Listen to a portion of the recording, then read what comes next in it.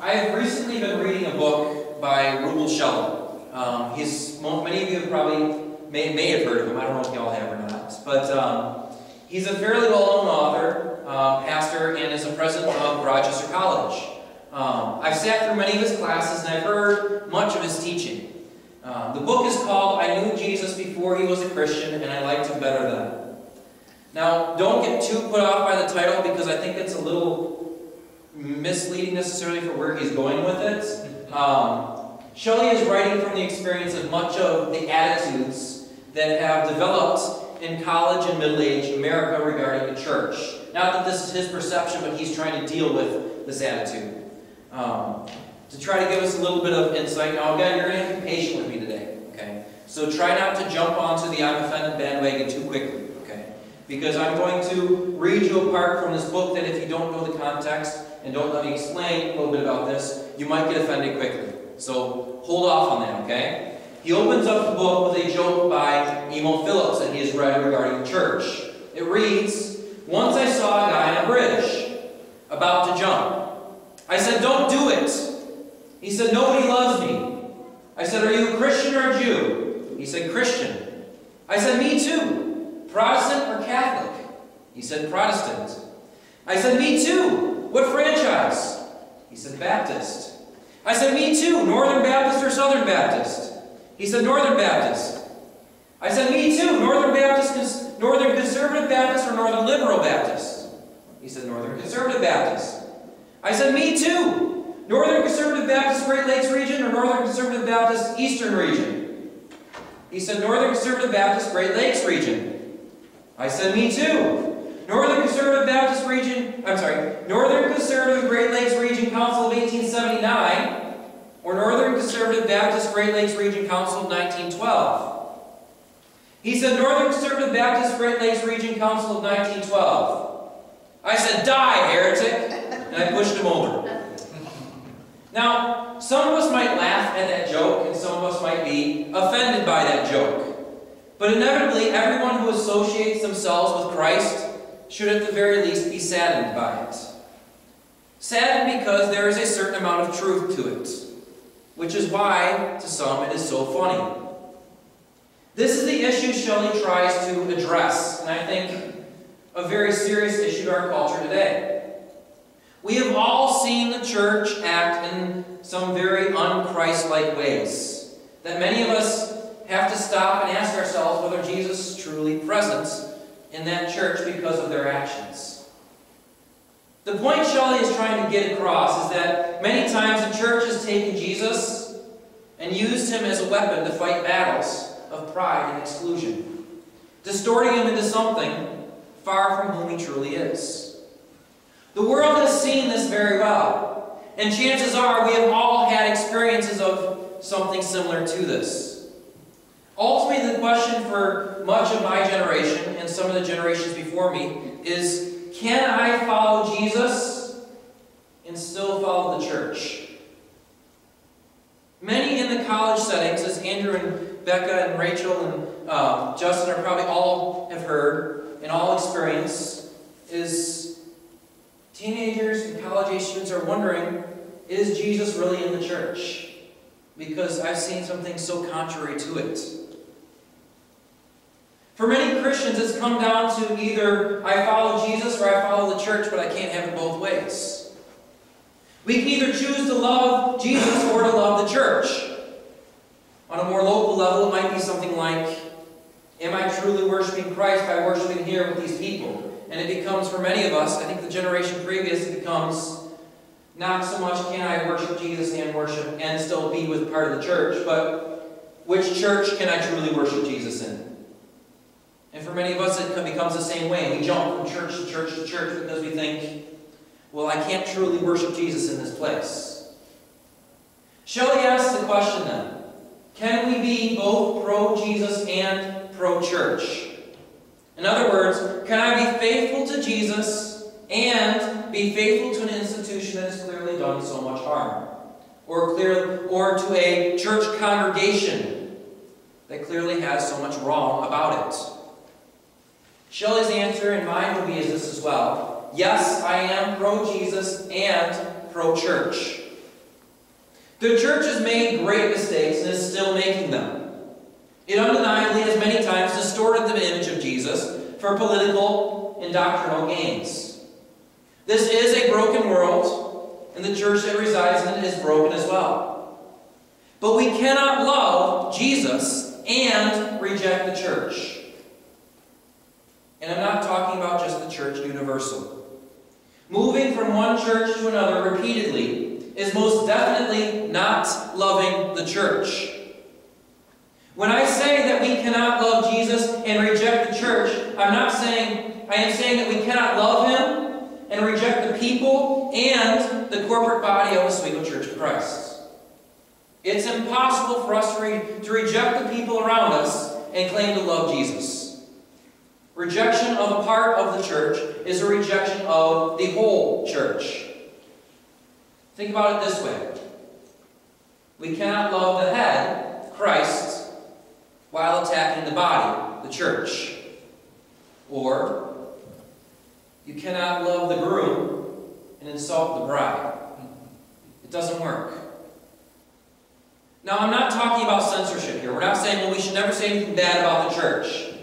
I'm talking about rejection. The body needs discipline, correction, and redirection on a daily basis. It needs to change.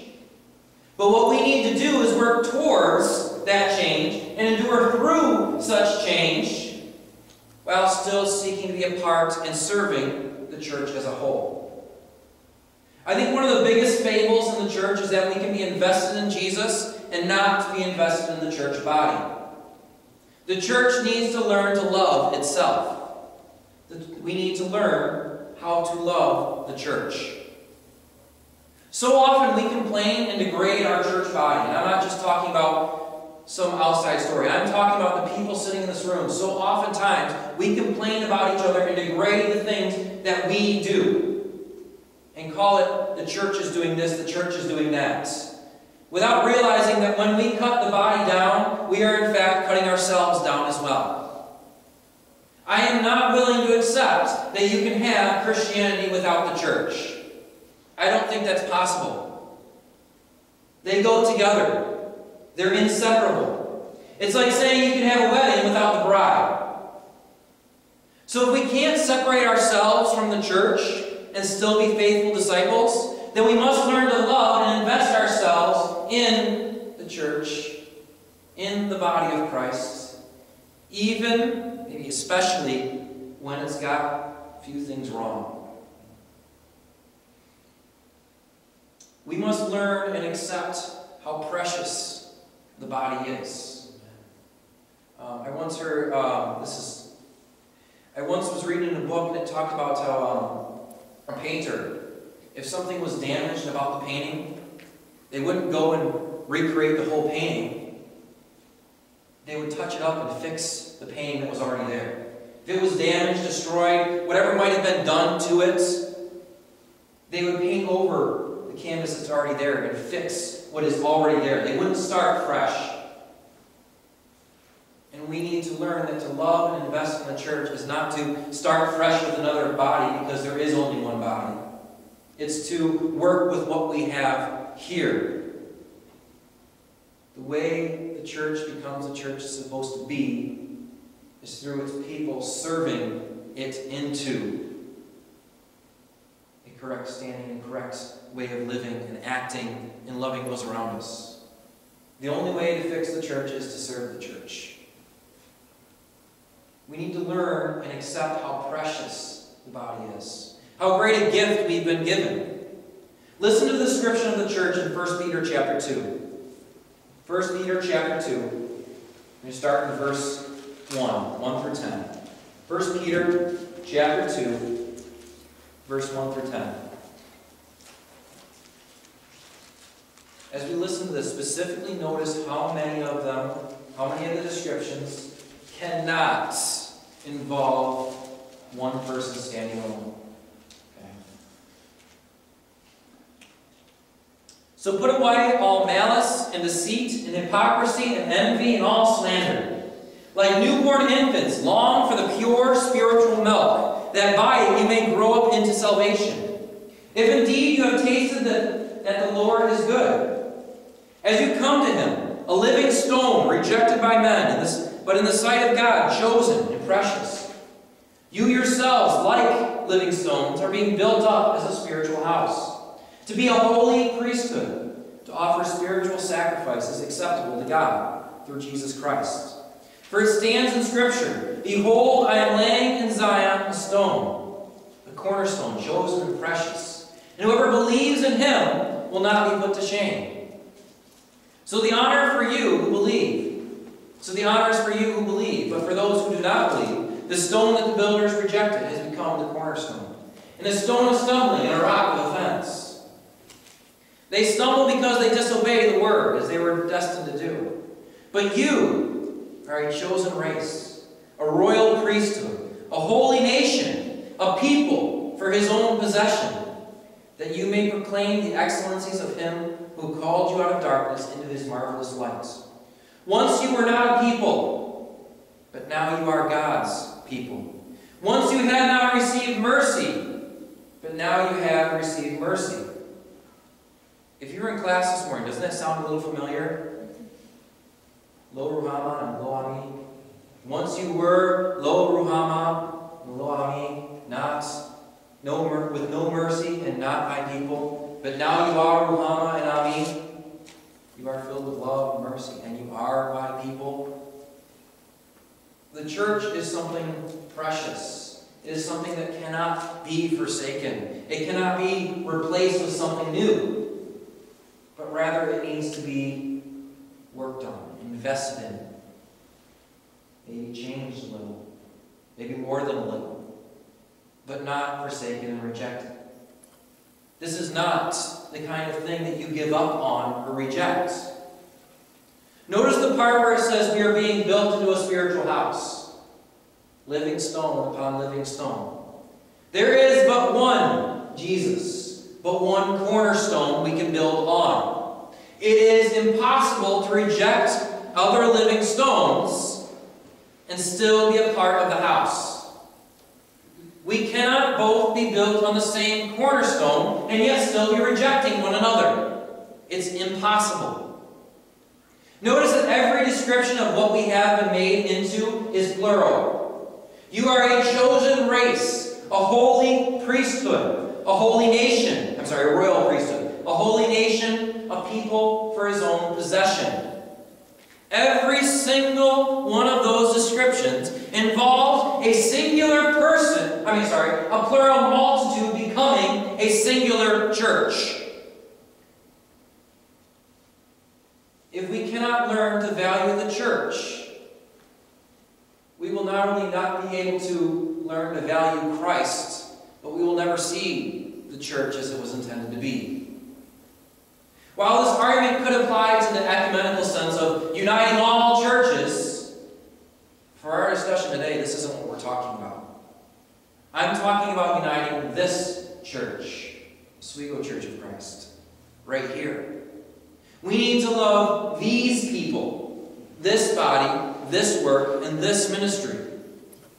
When we talk about love, we're not talking about I feel for it. Love in this respect cannot be done from a distance. We can't go somewhere else and say, oh, I love them. No, we just walked out on them. Rather, love in this sense is I invest in it. The value of the church is to be invested in it.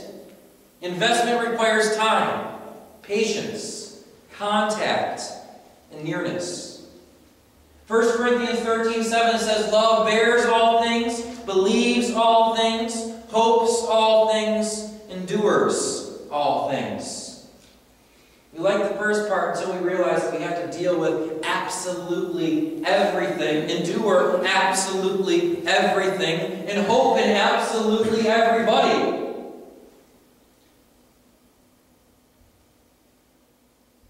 And let's be honest. More times than not, there is a whole lot to bear and endure. But to love the church means we never give up hope. And we absolutely never quit trying, never quit working, and never quit investing. Do you know that you can still show up to service and have given up hope in the church? Attendance does not equal investment or love. When we become disgusted with the church, and we probably all have at one point in time or another, we tend to do one of two things. We either leave and go somewhere else, or we stop being the church and start simply attending the church. We need to hear the difference here. Showing up at church and being the church are two entirely different things. There's a third option, which is what comes out of love.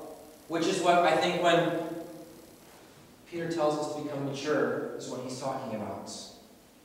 When we see the church being who we think it should not be, we in turn endure, pray, and seek growth. We seek growth for the church as a whole, and we seek growth for ourselves personally.